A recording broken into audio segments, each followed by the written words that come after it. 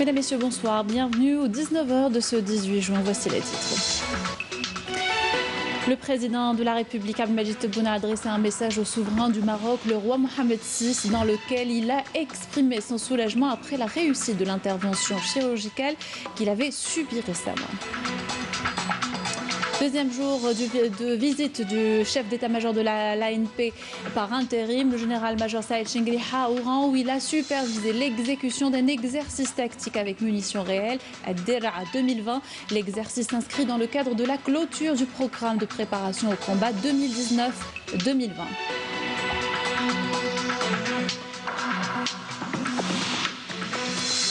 117 nouveaux cas confirmés de coronavirus, 135 guérisons et 12 décès ont été enregistrés ces dernières 24 heures. La vigilance reste de rigueur en cette période critique de déconfinement. Zoom ce soir sur le protocole sanitaire de prévention mis en place par la restauration rapide. Reportage. En France, rebaptisation symbolique par des militants et membres d'associations de la station Gallieni à Paris au nom de Josette et Maurice Audin, combattants pour la guerre de libération algérienne. Un geste pour la mémoire, affirme le fils du couple à notre correspondante sur place. Je vous le disais en titre, le président de la République, Abdelmadjid Tebboune, a adressé un message au souverain du Maroc, le roi Mohamed VI, dans lequel il a exprimé son soulagement après la réussite de l'intervention chirurgicale qu'il avait subie récemment. Votre Majesté le roi et chers frères, j'ai appris avec un immense soulagement et assurance la nouvelle du déroulement avec succès de votre opération chirurgicale. Je ne puis à cette occasion que remercier Dieu Tout-Puissant de sa grâce, le priant de vous accorder un prompt rétablissement et de vous préserver de tout mal, a écrit le président de la République. Je vous prie, Votre Majesté, d'agréer mes vœux sincères de santé et l'expression de mes sentiments de considération et d'estime, a ajouté le président de la République. Dans le reste de l'actualité, séance de questions orales ce matin au Conseil de la Nation. La plénière concerne plusieurs membres du gouvernement.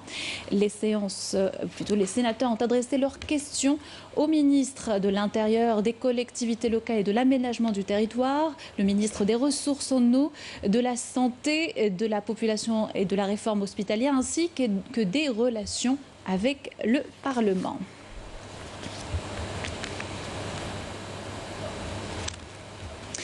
Deuxième jour de visite du chef d'état-major de l'armée nationale populaire par intérim, le général-major Saïd Chengheliha à Oran, où il a supervisé l'exécution d'un exercice tactique avec munitions réelles à Dera 2020. L'exercice a été exécuté par des unités organiques de la 8e division blindée, appuyées par des unités relevant des forces terrestres ainsi que des unités des forces aériennes et des forces de défense aérienne du territoire, et ce au niveau du champ de tir et de manœuvre de la 8e division blindée. L'exercice s'inscrit dans le cadre de la clôture du programme de préparation au combat 2019-2020. Adel Saadoun.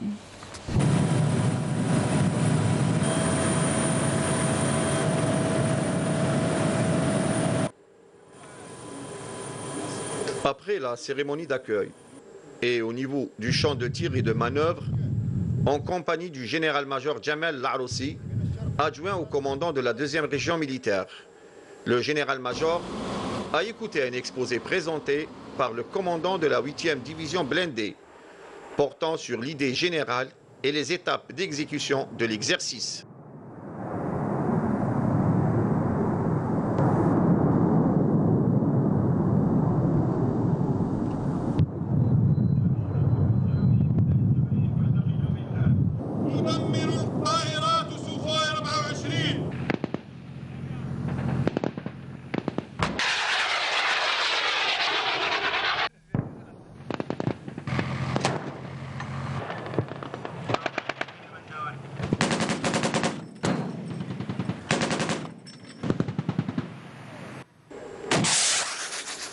Cet exercice vise l'optimisation des aptitudes au combat et de l'interopérabilité entre les différents états-majors.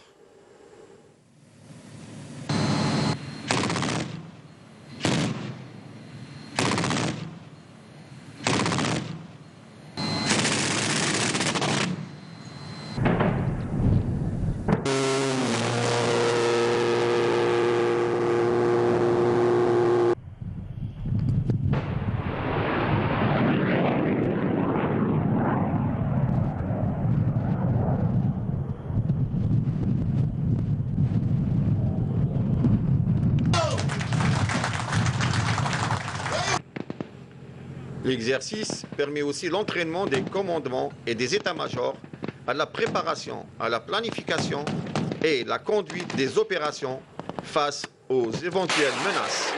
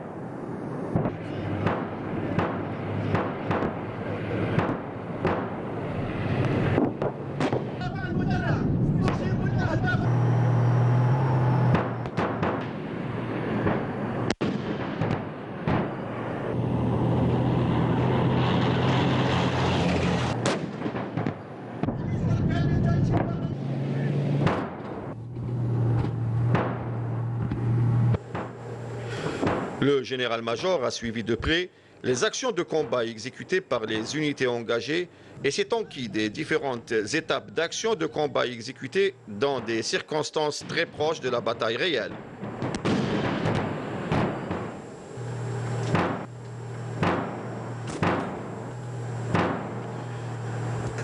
L'ensemble de ces actions de combat ont été marquées dans toutes leurs étapes par un haut degré de professionnalisme et un excellent niveau tactique et opérationnel qui reflète les grandes capacités combatives des équipages et des commandants à tous les niveaux et les grandes compétences des cadres en termes de montage et de conduite des différentes actions de combat, contribuant ainsi à la réalisation de résultats très satisfaisants traduits par la précision des tirs par les différentes armes.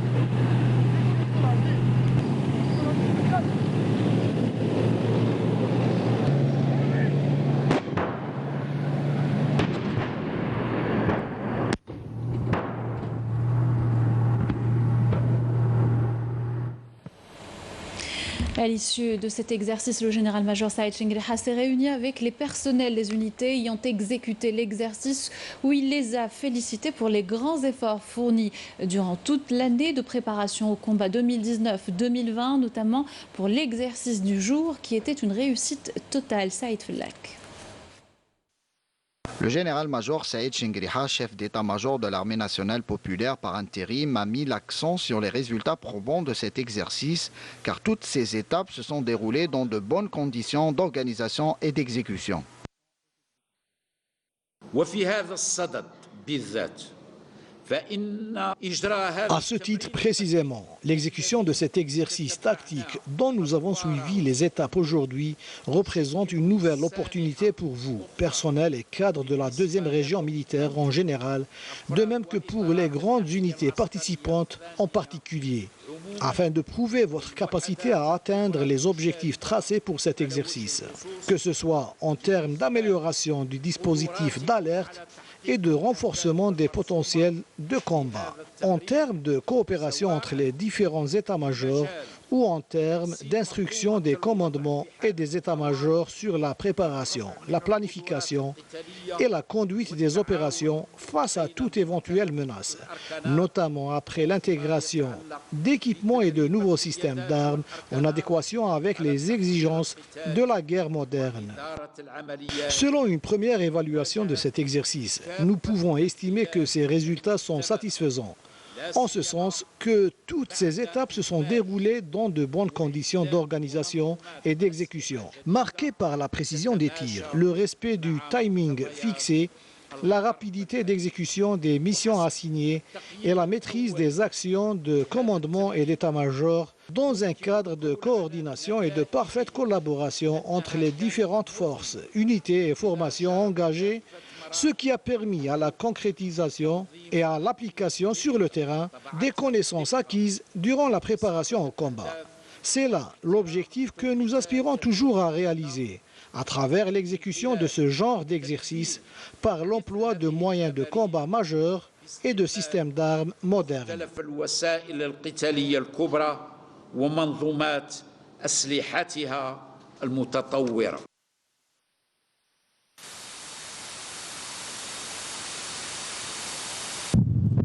À l'issue, le général-major a inspecté les unités de la 8e division blindée et celles ayant pris part à cet exercice, avant d'inspecter l'hôpital de campagne déployé à l'occasion de cet exercice, où il s'est enquis des différents pavillons, notamment ceux dédiés aux soins et à la chirurgie, comme il a tenu une rencontre avec les équipes médicales, les félicitant pour les efforts consentis dans la garantie de la couverture médicale des unités participantes à cet exercice.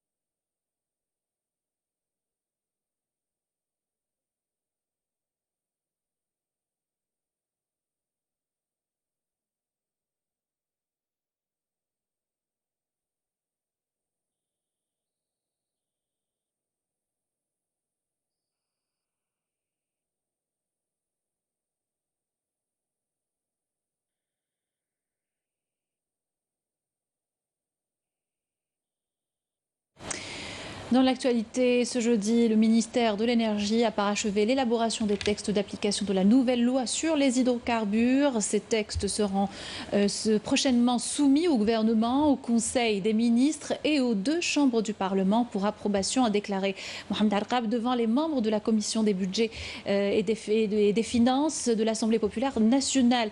Ces nouveaux textes compléteront la loi actuelle et constitueront une base juridique qui devrait attirer davantage d'investissements fournisseurs étrangers selon des normes internationales reconnues. Et cet appel de la Ménoka, l'Ahmed Didaber, aujourd'hui, il appelle les habitants de la wilaya de Tamanrasset en général et ceux de Tinzaouatine en particulier à faire preuve de vigilance et à faire prévaloir le sens patriotique face aux tentatives visant à porter atteinte à la stabilité de la région. La Ménoka a déploré également la tentative de certaines parties d'envenimer la situation à travers des informations livrées à des médias étrangers susceptibles d'aggraver la situation dans cette wilaya. Didaber a dénoncé vigoureusement l'utilisation de son nom par certaines parties sur les sites électroniques ainsi que de son image pour diffuser des informations appelant à la manifestation et à la protestation suite aux événements vécus dernièrement par la région de Tinzaouatine. Et le bilan du coronavirus a encore évolué. 117 nouveaux cas confirmés de coronavirus, 135 guérisons ont été enregistrées ces dernières 24 heures. Par ailleurs, 12 décès sont à déplorer selon le porte-parole du comité scientifique de suivi de l'évolution du coronavirus, Jamal Fourar. Je vous propose de l'écouter. Aujourd'hui, jeudi 18 juin 2020, nous allons vous présenter un point de situation de l'épidémie du Covid-19 en Algérie depuis le début à ce jour. Pour ce qui est des principaux indicateurs, au cours des 24 dernières heures, nous avons enregistré 117 nouveaux cas, 135 patients guéris, 54 patients en soins intensifs et 12 décès. Avec l'enregistrement des 117 nouveaux cas, le total cumulé des cas depuis le début à ce jour est de 11 385 cas, soit une incidence de 26 cas pour 100 000 habitants. Et nous voyons qu'au cours des 24 dernières heures, 14 wilayas n'ont pas enregistré de nouveaux cas. Pour ce qui est des décès, nous avons malheureusement encore enregistré 12 nouveaux décès, ce qui porte le total des décès à 811. 75% des patients décédés sont âgés de 60 ans et plus. Et tous les 12 décès des 24 dernières heures ont une maladie chronique, soit une maladie chronique isolée ou bien associée à deux pathologies associées. Pour ce qui est des patients guéris qui ont quitté l'établissement hospitalier depuis le début de l'épidémie à ce jour, le nombre est de 8078, dont 135 patients ont quitté les établissements hospitaliers au cours des 24 dernières heures. Pour ce qui est des patients qui ont bénéficié du traitement selon le protocole thérapeutique, le total est de 24 184 patients. Et pour ce qui est des soins intensifs, nous avons actuellement 54 patients en soins intensifs. Et nous rappelons toujours, les messages importants, c'est le strict respect des règles de prévention, notamment la distanciation sociale, le confinement à domicile et surtout, comme mesure essentielle pour protéger la société contre la propagation du Covid-19, le port obligatoire du masque de protection. Merci de votre attention. Et le respect des mesures barrières, une nécessité notamment en cette période critique selon les spécialistes de la santé. Le déconfinement graduel est entré dans sa deuxième phase il y a une semaine. Plusieurs commerces ont repris leur activité dans le respect d'un protocole sanitaire de prévention. Exemple avec la restauration rapide qui attire beaucoup de monde. Reportage de Sarah Delbel.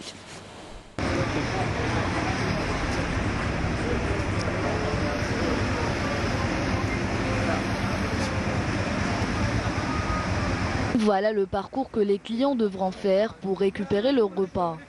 Ces derniers devront suivre cette démarcation afin de respecter la distanciation physique. Il s'agit là de l'une des mesures de prévention sanitaire que les fast-foods imposeront désormais. On nous a autorisé à ouvrir le 7 juin, mais nous avons préféré attendre jusqu'au 14 pour bien nous organiser et préparer notre fast-food. On a repris, on fait des livraisons et ça c'est juste à emporter. Les clients ne rentrent même pas dedans. D'ailleurs, il n'y a même pas les tables là. Ou donnez-leur bien sûr les affiches à demain. D'ailleurs, le gel désinfectant là, qui dit le client, on lui propose de faire le gel désinfectant bien sûr. Les consommateurs semblent satisfaits des mesures sanitaires appliquées par leurs restaurants favoris. Pour éviter la propagation du virus, nous sommes obligés de respecter toutes les mesures barrières imposées par les fast-foods. Bien sûr, respecter, obligatoire et respecter. Utiliser le gel à l'avance, obligatoire. Les clients, alhamdoulilah, ils respectent, ils déroulent les limites, ils prennent les distances, c'est tout à fait bien. Il faudra s'y faire, de nouvelles habitudes pour les clients mais aussi pour les propriétaires qui tentent tant bien de mal de s'y adapter en attendant le déconfinement total. Et cette information du ministère de l'Intérieur dans le cadre du suivi des facilitations par la création d'associations communales à caractère caritatif et solidaire ainsi que des comités de quartier ou de village. Le ministère de l'Intérieur, des collectivités locales et de l'aménagement du territoire a annoncé que 1213 associations ont été accréditées durant cette semaine alors que l'examen d'autres dossiers de demande d'agrément se poursuit et ce dans le respect d'un délai ne dépassant pas les 10 jours. Et au musée de la mémoire à Alger, le ministre des Moudjahidines et des Ayants droit, Tayeb Zitouni, et le ministre des Affaires religieuses et des Waqf, Youssef Belmehdi, ont signé aujourd'hui un accord de partenariat entre les deux secteurs afin de travailler en concertation dans le but de préserver la mémoire nationale. Signature faite à l'occasion de la commémoration du 64e anniversaire de l'exécution du shahid Ahmed Zabana et de son compagnon Abdelkader Faraj.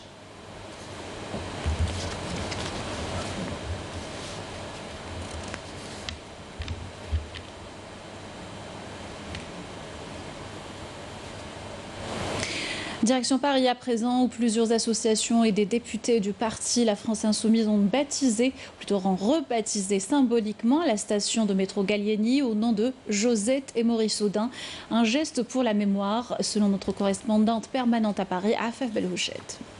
C'était plusieurs dizaines de militants antiracistes à s'être réunis à la sortie de la station de métro Gallieni hier.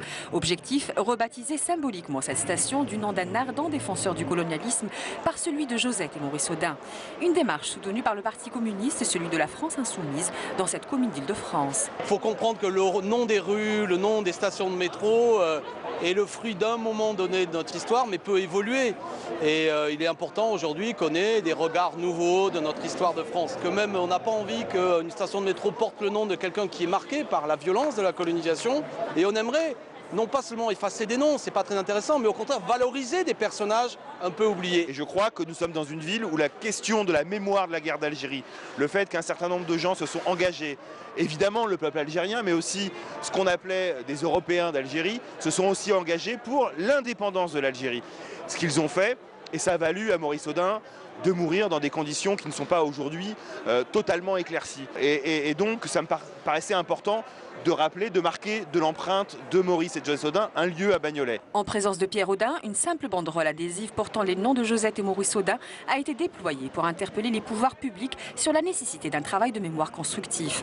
Et c'est une façon pour nous d'interpeller les autorités publiques sur la question du devoir de mémoire, de l'impensé colonial, pour que la France regarde les pages sombres de son histoire et qu'elle glorifie ce que nous estimons nous être les plus beaux hommes de l'histoire de ce pays. Et la disparition de Maurice est un des moments de l'histoire de France sombre où ceux qui étaient les combattants de la liberté étaient parfois éliminés dans des conditions terribles. Donc ça fait sens aujourd'hui que des citoyens se retrouvent là et j'espère que la RATP, que les pouvoirs publics entendront ça pour que lorsqu'il y a des démarches citoyennes, comme c'est le cas à Bagnolet, de beaucoup de gens qui aimeraient que ce soit des noms de personnages plus positifs, j'ai envie de dire, que l'on soit entendu. Voilà, c'est une action symbolique qui portait ça, il faudra continuer à la porter à l'avenir. Mais les pouvoirs publics en France semblent avoir déjà tranché la question. Le président Macron a annoncé la semaine dernière que la République n'effacera aucune trace ni aucun nom de son histoire. Le fils de Josette et Maurice Audin, Pierre, présent à l'événement, est revenu sur la symbolique du geste. Je vous propose de l'écouter. Je pense que c'est quelque chose d'important, en particulier pour la jeunesse, pour l'éducation des gens. Le fait de mettre en valeur plutôt Josette et Maurice Audin qui sont des combattants de la liberté, de l'indépendance de l'Algérie, plutôt que des gens qui ont œuvré à la colonisation, comme Gallieni ou comme Lyoté à l'époque à Alger quand la place Maurice Audin a été baptisée du nom de mon père. Précédemment, c'était la place Lyoté. Et c'était un signal fort, je pense, pour l'Algérie de remplacer le nom d'un colonisateur par le nom d'un combattant de l'indépendance de l'Algérie. Et là, c'est pareil. Josette et Maurice Audin sont des combattants de la liberté, des gens qui se sont battus pour l'indépendance de l'Algérie, pour la liberté, pour l'égalité des peuples, pour la fraternité des hommes. Et tout ça, je pense que c'est des choses qui sont importantes. Et c'est un symbole, c'est un petit symbole, mais c'est un symbole, le fait que des lieux publics portent des noms plutôt de gens dont on est fier des valeurs qu'ils portent, plutôt que les valeurs passées du colonialisme, de l'esclavage, etc. Retour dans le pays pour parler développement local, le raccordement au réseau électrique de la commune de Ain Touila dans la wilaya de Khanchla. Le projet s'inscrit dans le cadre du programme de raccordement de 13 puits artésiens de 13 communes de cette région à vocation agricole. Saïd Fellak. Après une longue attente, les agriculteurs de la commune de Ain Touila dans la wilaya de Khanchla ont pu enfin bénéficier du raccordement de leur exploitation agricole au réseau électrique. Le gasoil me revenait cher, mais maintenant, alhamdoulilah, on est raccordé à l'électricité et c'est tant mieux. Les choses vont s'améliorer pour nous. On va pouvoir diversifier notre agriculture. Ça va nous permettre d'investir davantage dans l'élevage ovin et bovin et dans la production du lait. Le projet s'inscrit dans le cadre du programme de raccordement au réseau d'électricité moyenne et basse tension des puits artésiens de 13 communes de cette wilaya par un réseau de 65 km.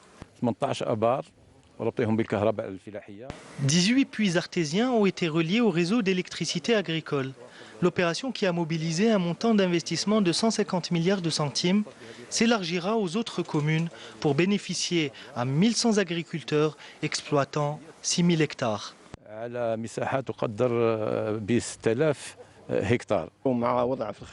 Avec la mise en service du réseau électrique de ce domaine agricole de la commune de Ain Touila, notre projet est finalisé à 75%. On raccordera les autres communes avant la fin de l'année. Cette énergie permettra ainsi aux agriculteurs de la région de réduire leurs charges, élargir la surface de leurs terres irriguées et augmenter leur rendement.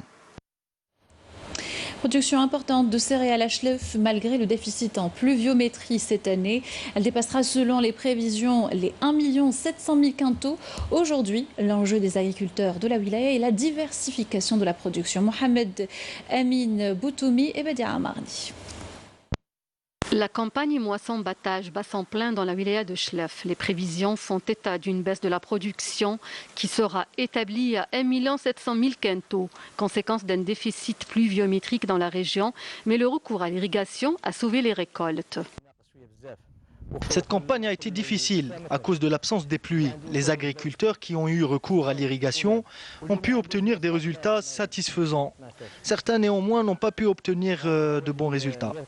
Le stockage, une étape importante. Selon les autorités en charge, les capacités de la wilaya dans ce domaine sont suffisantes pour accueillir la production attendue.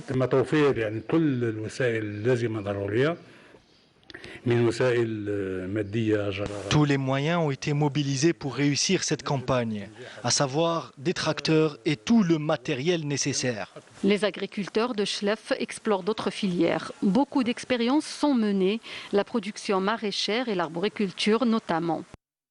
Nos efforts n'ont pas été vains. Nous avons réussi à produire environ 70 quintaux de céréales, de légumes et de pastèques. Mais les chiffres des rendements agricoles annoncés sont en deçà des capacités de la wilaya de Chlef compte tenu des potentialités agricoles dont elle dispose et de l'abandon de la filière par beaucoup d'agriculteurs de la région. Et Ablida, à l'instar du reste du pays, un dispositif a été mis en place par la direction des forêts en collaboration avec la protection civile, un dispositif de lutte contre les feux de forêt. Cela dévaste chaque année des centaines d'hectares de couverts végétal. Alefir Hamidesh. Lorsque la température est élevée, les feux constituent alors un combustible de choix. La moindre étincelle peut provoquer un incendie. Mais l'une des causes principales des feux de forêt reste le barbecue. Les 3/4 d'incendies sont dus à un barbecue mal maîtrisé et à l'imprudence en général. C'est pourquoi il est interdit d'allumer le feu au milieu forestier, une interdiction que la plupart négligent. بون هي سي انتردي اوتوماتيكمون الانسان اللي يكون يخمم لوجيكمون باينه بلي انتردي تشعل النار في وسط الغابه باسكو اي حاجه راح تشعل لك الغابه كامل وراح تكون خساره كبيره وتخسر كاين تخسر الشجر تخسر حيوانات كاين بزاف صوالح صافي مي بون كيما هكا زعما تشوي ولا ما كنتش عارف حتى يجاو هذو تاع محافظه الغابات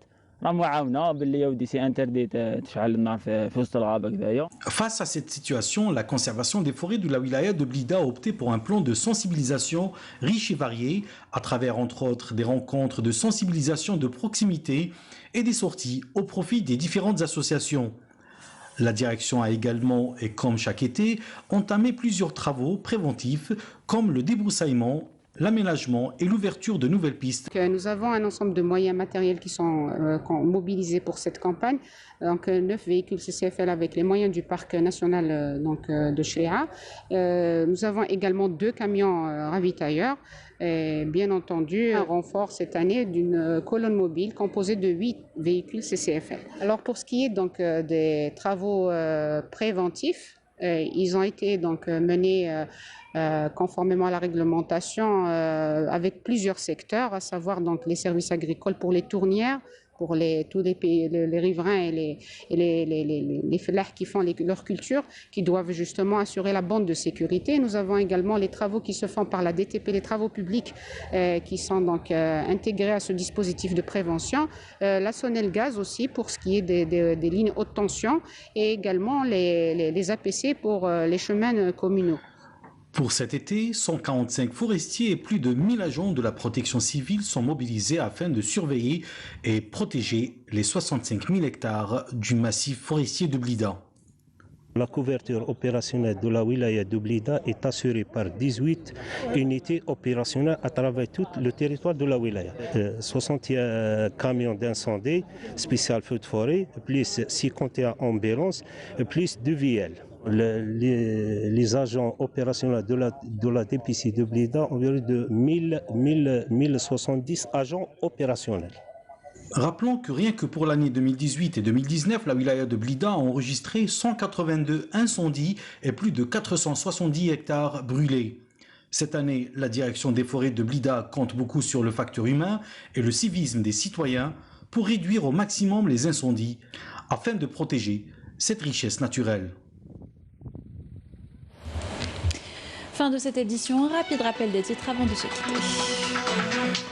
Le président de la République, Abdelmadjid Tebboune, a adressé un message au souverain du Maroc, le roi Mohamed VI, dans lequel il a exprimé son soulagement après la réussite de l'intervention chirurgicale qu'il avait subie récemment. Deuxième jour de visite du chef d'état-major de l'ANP par intérim, le général-major Saïd Chinguiriha à Oran, où il a supervisé l'exécution d'un exercice tactique avec munitions réelles intitulé Dera 2020. L'exercice s'inscrit dans le cadre de la clôture du programme de préparation au combat 2019-2020.